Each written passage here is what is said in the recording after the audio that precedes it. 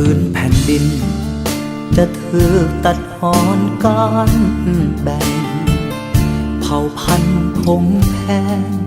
แบ่งเป็นสองไทยและลาวแต่ประวัติการตำนานยังเป็นเรื่องเล่าเผ่าพันธุ์สองชาติไทยลาวล้วนมีกบเงาเสื้อสายเดียวกันเพิ่งพื้นแผ่นดินจะถือเขียกสื่อเป็นสองไม่ตรีพี่น้องบ่เคยตัดแยกสัมพันธ์ดังสายน้ำขอ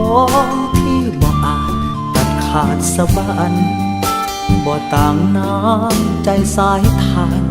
ไทยและลาวนั้นยืนยงคงทนลาวและไทยใจแนบเพียงเส้นผมแดงประเพณีที่เคยห่วงแหนสองถิ่นดินแดนยังมีมากล้นไปคุณกินปลามาพี่กินข้าวเฮาบ่กังวลเป็นบ้านแก้วเมืองดองมาดนฮักในแสนตนฮักในไม้ตีเพิ่งพื้นแผ่นดินจะมีพรมแดนกลางกันแต่บ่สำคัญฮักกันได้อ้ายน้องของพี่สำเนียงเสียงเว้าลาวและไทยเข้าใจกันดีมิตรภาพสองชาติเท่านี้จงเพิ่มทวีมันยืนมัน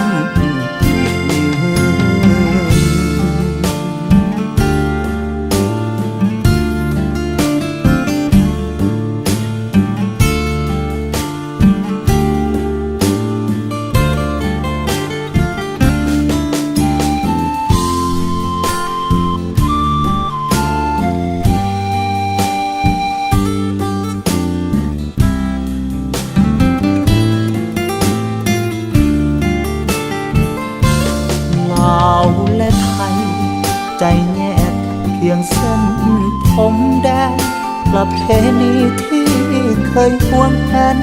สองถิ่นดินแดนยังมีมากล้น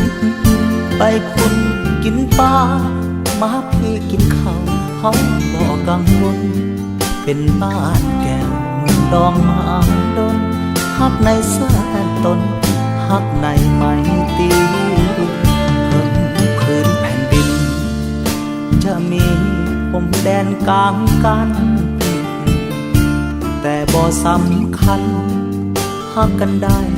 อ้ายน้องของพี่สำเนียงเสียงเว้าลาวและไทยเข้าใจกันดีมิตรภาพสองชาติเท่านี้จงเพิ่มทวีมัน